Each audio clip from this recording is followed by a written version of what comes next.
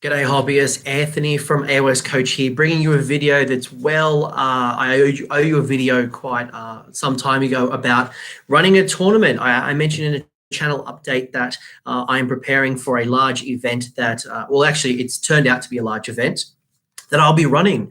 And I mentioned in the channel update that if you guys were interested in hearing about the behind the scenes of running an event, I would put up a video. I got a lot of great comments. Thank you very much for everyone who either tweeted me or put it on Facebook or even in YouTube, where I do truly appreciate your comments in the comment section below.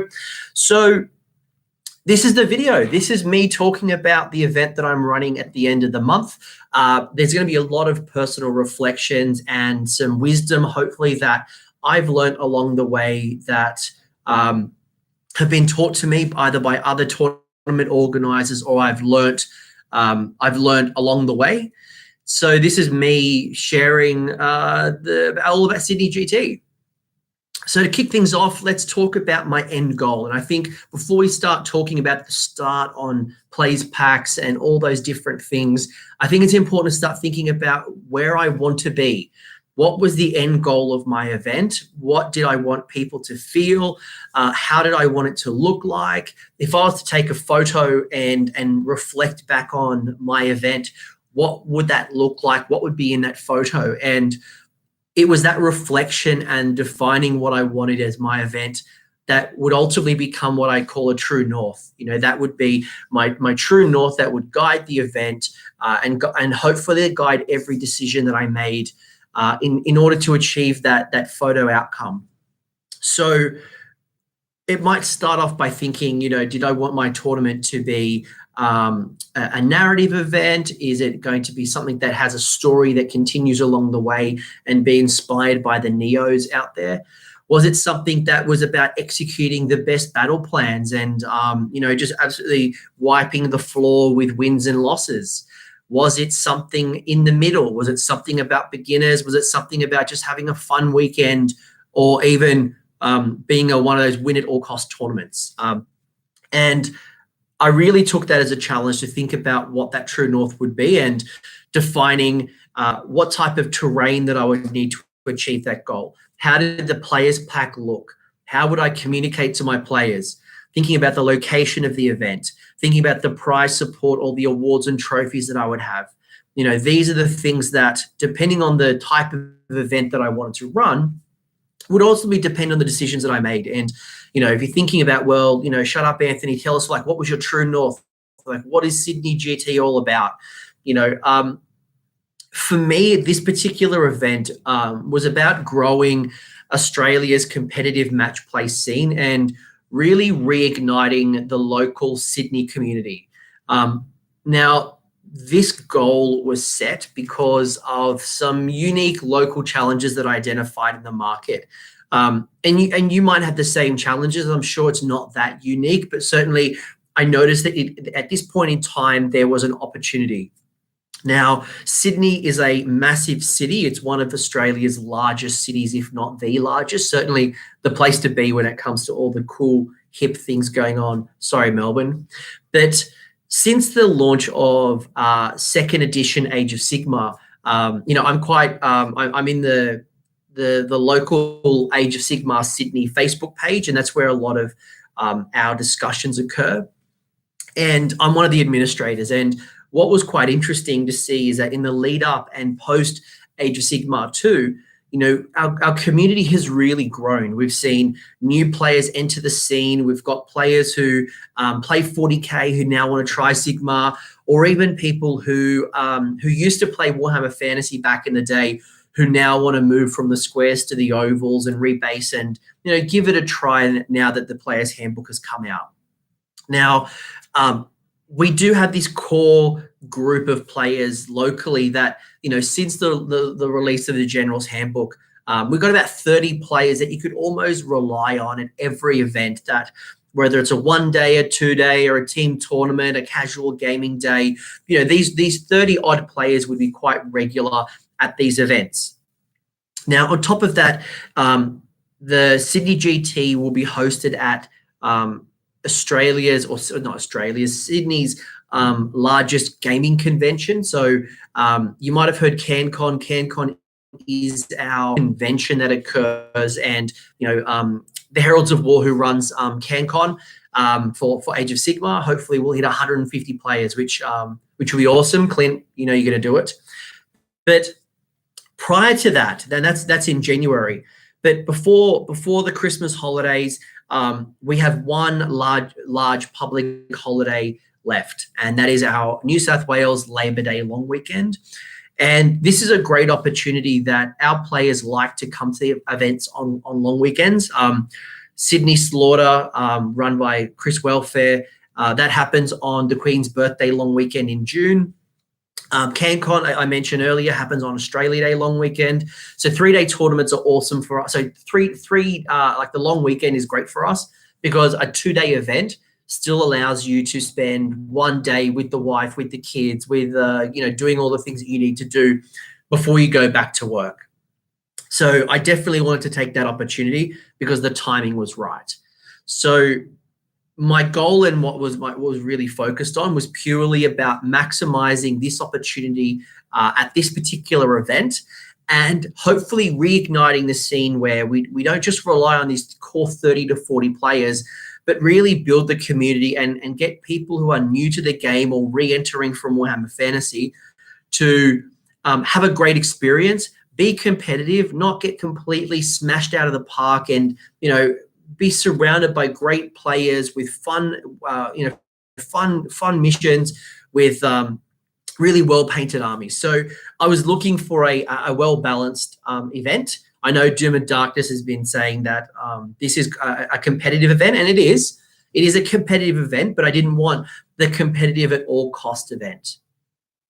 So that's my guiding principle, and I guess it's within that framework I started thinking about, the logistics and the players pack and everything. So let's talk about the players pack. And the players pack was quite a challenge for me.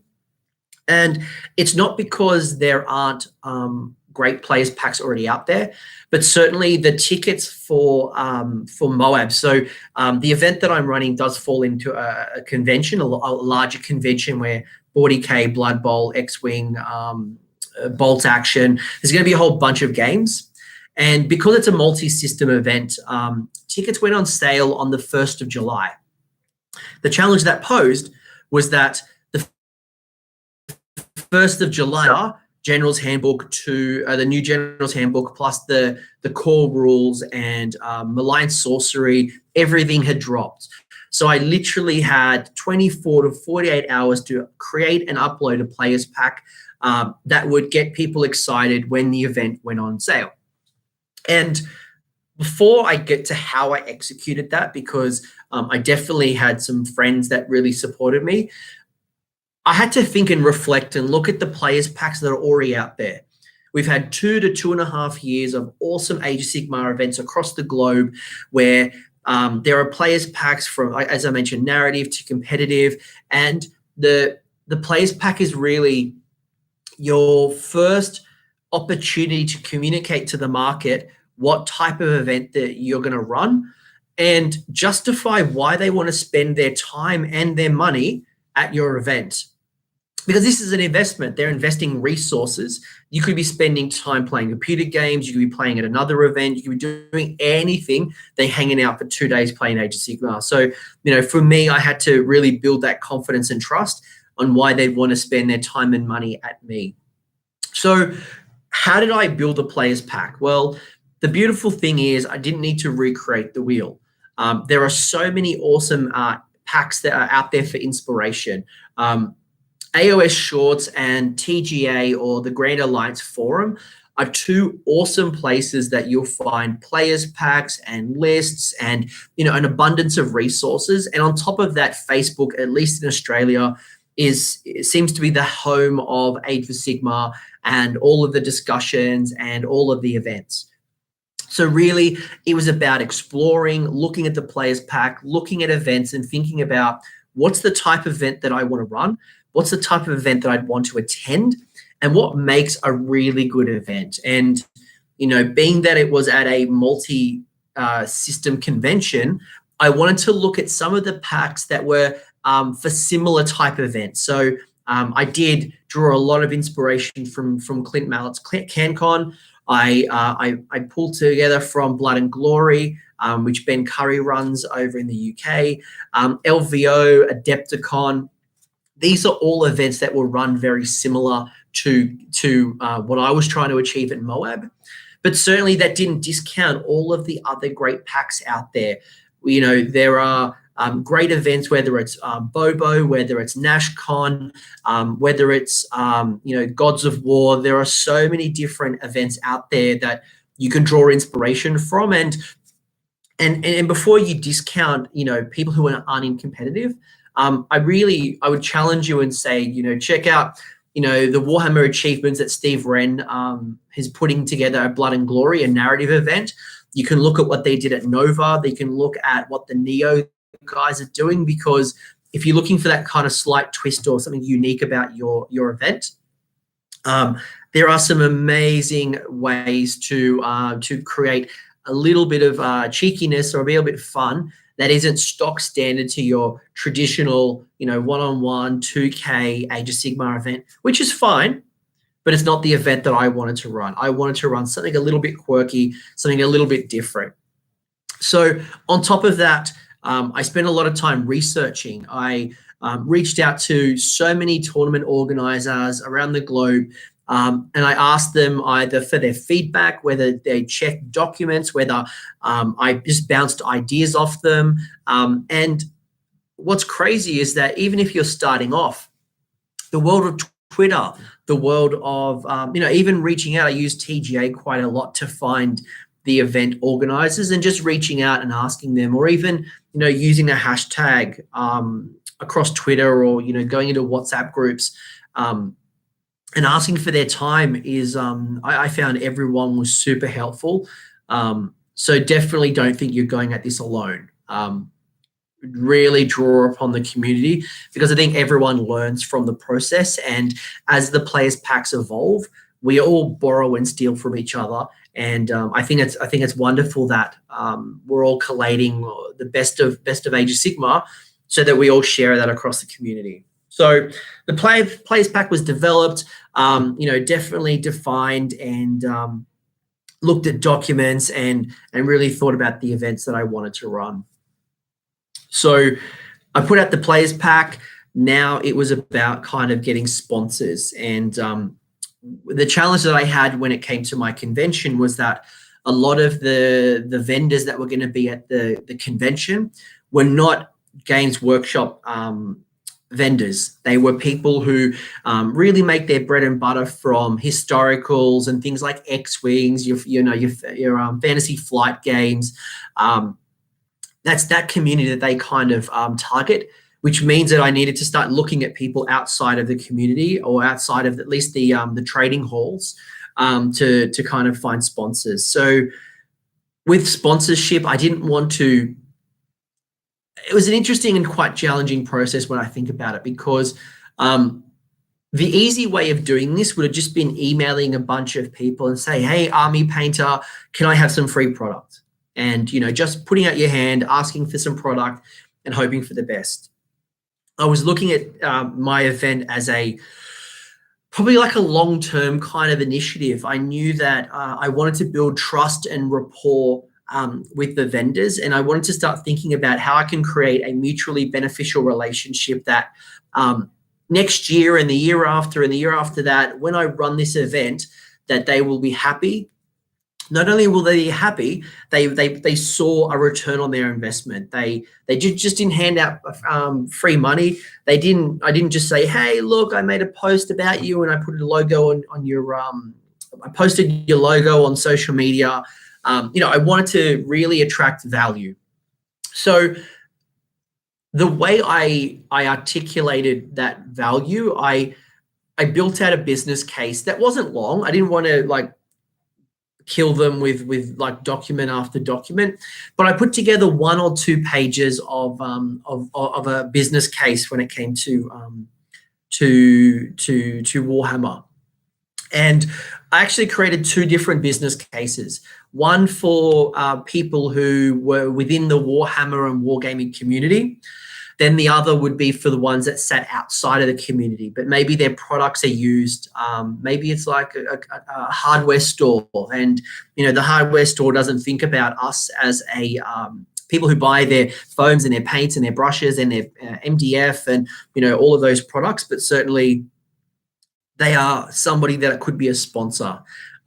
So I created two different business cases. One, the commercial or the benefits to them in wargaming, and ones that, why they'd want to build their brand in our community. So the interesting challenge that I think I found when it come through the sponsorship process was that I wanted to reach out early. I wanted to give them plenty of notice and opportunity to ask me questions, to mull it over, to build a relationship. I didn't want to email and just say, hey, I got an event in 2 weeks. What can you send me? But the challenge with that is that if you send the email out too early, you probably don't have ticket sales. You probably don't have the urgency. But at the same time, if you send an email, let's say a month to go, yes, you might have your paid players, but you may not give them enough time to source the product or to make a deal, and maybe they think that it's a bit too much, or not enough time to make that decision. So, and what was really interesting as well is that some sponsors or potential sponsors, you have to find the right contact, and I'm sure you're put in an email or a junk folder. So getting a response, or even my urgency was not their urgency. So I needed to make sure that I was following up, and if someone was interested or if they needed more information, I was keeping them accountable, and I was contacting. I wouldn't say harassment, but definitely some of the vendors said they were interested early on, but there was little action. So I had to keep prompting them and kind of driving this forward. So how did I find my sponsors? So my initial sponsors were companies that I was a customer for. I was someone who used their products. I thought it was important to be congruent, and I didn't want to ask like someone like P3 Paints. I don't want to say, hey guys, can I have some paints, when I exclusively use Games Workshop paint and Vallejo paints. So I wanted to ask the people that I worked with first. And if they didn't respond or they weren't interested, then I could go and speak to their competitors or someone else who kind of met that price support that I was looking for. But in that email, along with the business case, I would share personal photos from within the community, the communication. I was talking to a dice bag company who were very interested in getting involved, and I shared that with them, me using their product, my dice bag sitting on a gaming table, or I showed people, like whatever the sponsor was, I tried to be as authentic and as credible as possible, so I could show that I was a customer of theirs, and there was mutually beneficial relationship. And when I reflect now on Sydney GT, I'm very proud of my sponsors, because those people that I initially asked, I would say 90% of them came back to me and said, yes, I'd love to partner. I'm very fortunate that people like the Games Cube, who are a Sydney local gaming store, they host our monthly Age of Sigmar events in Sydney.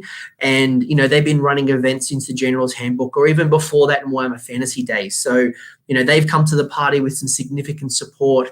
Dark Fantastic Mills have amazing terrain, have bought terrain from Gary in the past. I've drooled over their trophies. They have so much more terrain they want to buy. So I was so happy to have Gary on board. I always buy a lot of products from Green Stuff World. Their rollers are amazing. Game Mat EU has the best gaming mats that are out there. Got Ben Curry helping with some of those scenery dice, the original scenery dice. And I think, his dice are the best when it comes to knowing very quickly from the mysterious landscapes if it's deadly or not. I don't want to be looking at some crescent moon with a twinkle and I'm trying to work out a logo. I just need to see that it's deadly and it's beautiful. A couple of other big shout outs, people like Sean Ratcliffe, Deke Johnson, Sean Farley, Clint Mallett, you guys were awesome sounding boards for me when I was refining the business case and I was, proposing this event. So thanks guys, really appreciate your support.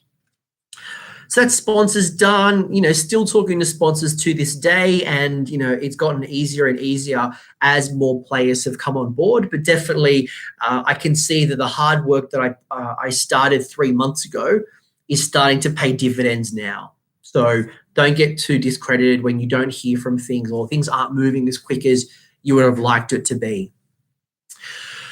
Terrain. We know how important terrain is, and I wanted to control as much of the terrain as possible, which meant I wasn't relying on people or relying on the venue. I know when I was talking to Chuck Moore over from Nova, Chuck had a lot of support from Nova, and he's very lucky to have that. Not everyone has free terrain to be giving away, and certainly Games Workshop isn't supporting me when it comes to giving me free terrain. So I need to think about how I can control terrain so that I don't find myself in a London GT situation where I'm scrambling for terrain right at the end, or maybe it doesn't meet the needs of my players who may have a high expectation because they're paying they're paying a premium dollar to come to this event. And traditionally conferences or gaming conventions like Moab, they definitely have a premium because you're paying for more than just space on the floor. So in order to do that, I needed to dabble in the terrain. I didn't to dabble. I needed to go crazy, actually. I needed to learn how to build terrain and get really good at it. So I did a lot of Google image searching and looking at things like Pinterest for terrain makers. I followed a lot of YouTube best practice and execution. People like Mao from the Terrain Tutor. This guy is a terrain god, and if you've ever watched his videos, you would know why he's a terrain god. People like the DM Craft, Miscast Terrain down in Melbourne. There's a lot of really cool videos that can help you and helped me a lot learn how to use my foam cutter, hot glue gun. These are things that I bought, by the way, for this particular event. I didn't own a foam cutter before, but I can see now why my life is better off with a foam cutter instead of using a knife and God knows what other tools. But it's also little things like there's a technique that Mao from the Terrain Tutor does where he scrumples up a piece of aluminium foil into a ball. And, one of the things that I don't like about cutting with foam and using a hot foam cutter is that it has like a really rough edge, and you know when something's been cut with foam. But when you use this metal ball and you roll it across the foam, it indents the foam, it softens it, it accentuates some of the cuts, but it also makes it look more natural. So that was a crazy thing that I learned. Again, I mentioned it earlier about the players pack. It was about leveraging the assets that were available to you, leveraging the community. So that's terrain. I'm still building terrain. I'm building it at scale, aiming for at least 3 pieces of terrain per table. And I'm currently sitting on 70 players, which have paid. And as of today, I might get another 4 more spots from the event. So I'm looking at well over 100 pieces of scenery that I need to create. So I'm looking at both big pieces, small pieces. I went onto eBay, looked at different little things like some really cool foam skeletons, the head, so it can make like a Realm of Gur kind of like body, or like a carcass or a head, or making making a range of different things to kind of like theme up the terrain and make it look quite nice. So I have drawn inspiration. How I execute, though, I think will be on the day. Still got some time, but I'm really proud of where it's going and the lesson so far. I guess the last thing I probably need to think about was all of this. If I think of backwards planning, I had to break down my costs and start thinking about how much it was going to cost me to do all of this. How much is a large piece of foam? How much are the wire cutters? How much are the prizes? And then build out a pricing model that would keep me as cost neutral as possible. And while I don't mind spending money, I've just dropped like 5 to 10 grand to go to Adepticon next year. So, spending a lot of money to fly over. My wife and I are coming. My wife's going to leave before Adepticon, so I've got to make up a little holiday, and I've got one of my best friends' Bucks party as well. So I'm going to Vegas and going to New Orleans. So doing this big trip, and I could not be affording to spend another, $500 to $1,000 of my personal money in running this event. So building out a cost model that allowed me to build terrain. I worked it out that in the pricing ticket that I set, I would be cost neutral, or I would break even on my initial investment in tools at the 30 player mark. So once I hit 30 players, I could then reinvest the additional money that I made. And I was kind of initially budgeting for 40 to 60 players. If I got 40 to 60 players, I'd be really happy. But I ended up getting 70 and more. So it didn't mean that I'm profiting. I'm not here walking away with all the profits. I'm still probably going to be neutral or even losing a little bit of money, because every time I got new players, I was able to add more trophies. So I contacted Gary from Dark Fantastic Mills to ask for more trophies. I am now running prizes for the runners up in each category. I've now created some prizes for. So one thing I'm very proud of that I stole from Steve Wren is that he has these achievements where in a narrative event, if you roll, I don't know, 2 dice and for a spell cast and you roll double 1, you would tick that off as an achievement. But I'm going to steal that idea and say that maybe in round 1 of the tournament, the first 2 people to roll a double 1 on their spell casting, or maybe a double 6 on their spell cast, I will give them a prize. And I've bought some of the Warhammer Quest hero boxes, so I can cut them up and give someone a whole sprue of hero, or I could give them some scenery dice, I could give them a paintbrush, but I could continue to build and build and build things that I weren't going to do initially. But because my event scaled and I was able to, again, tick all the boxes of what I needed, I could then reinvest and do some really cool things. So think about, your break-even points. Think about how you're going to execute. And, once I got to the 40 to 50 player mark, I realized that I needed an assistant. I needed someone to help me on the day. And Sam O'Neill from my community has stood up and he's going to help me, which is fantastic. He has been helping so far, and more hands are going to be great.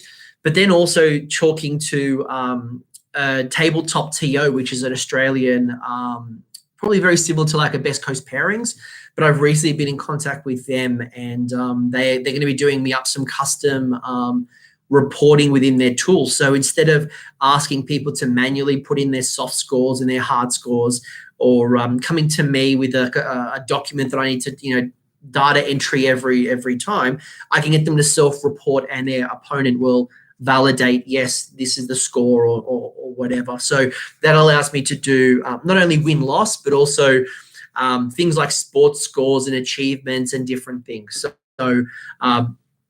So ultimately, I think, it has been going well. The event is still 3 weeks to go. Probably a couple of last things. I've got a few prizes coming in from the UK or America. So still waiting for a few more prizes to land. The trophies are being sent. So looking forward to them landing. The last thing I guess that I need to do is do a list review show. They're quite popular. The Australian guys absolutely love hearing, their list or someone talking about what they think they're going to do, and whether it's the celebrity piece or whether it's the guys really like it. So as I'm writing this, or as I'm recording this, I was thinking of the writing. So like I've been writing to somebody. They initially agreed to do the show with me, just waiting for a confirmation. But getting some airtime on the Australian scene again is one of my goals. And I'd love to promote some of the best armies and the best lists and the best generals, and really promoting the scene, because I think we have quite a unique approach. We're certainly not the people who like to, like Free People and Dispossessed were in the top 16 of the Masters last year. That's not to say that we have a weak meta. It's just, I think, the way we like to build our lists and how we play with our opponents. Mateship is always important, and I think we're not so quick to jump to the latest of the meta. I think we like to specialize in our armies. So stay tuned. Got lots more cool stuff, I think, to happen. I'm sure I could talk a lot more about being a TO, but I have a newfound respect for every event organizer that I'm a part of. They do a lot of work behind the scene, but also I really appreciate the community support who have either retweeted or they've mentioned their friends to attend. They've shared the event. They've spoken highly of me as a community voice, or put their trust in me as a tournament organizer. So I do appreciate all of that. And I hope that I deliver on your expectations. And if you're someone who's thinking about coming to Australia, or you're in the community and you want to get involved, I highly recommend you do get involved and you do play at these events. We do put a lot of effort and time in. So do appreciate. What else? I think that's probably all for now. Maybe I'll do like a post wrap up and kind of share, but I feel like I'm in a good spot. Other than the mad painting of terrain and occasionally taking a break to work on my Moon Clan grots that kind of give me a bit of joy between building foam and where I'm at the moment is I'm inking or washing a whole heap of terrain to build a bit of depth in the foam. Yeah, so guys, thank you if you've hung on this long. It's been 30 odd minutes. I appreciate that you've hung on and you've heard me maybe ramble or maybe drop some wisdom. It is a great experience if you've never been a team. Highly recommend it, whether it's a one-dayer, whether you run something small at your local games club, or you do something big like this, and even like offering to help. You'll learn so much. Guys, that's it. I'm going to wrap up now. I'm going to go back to work. Hopefully I haven't squinted too much, so I'm actually looking out into the front of the city. Might even actually turn the camera. So that's Sydney. Just hanging out in the office. I thought I'd get a nice little view. So stay tuned. Have a look on my Twitter. I'll be sharing photos of the event as we go. I'm sharing lots of progress photos. If you have any questions about anything I'm making, feel free to drop comments in the comment section below, or tweet me at Anthony Magro. Until next time, guys, happy wargaming. After Sydney GT, I will be ramping up significantly the content. I hope you enjoyed the Free People episode. I'll be doing lots more, not on Free People, but other armies. Until next time, thanks, guys. Happy wargaming, and look forward to seeing you guys on the table.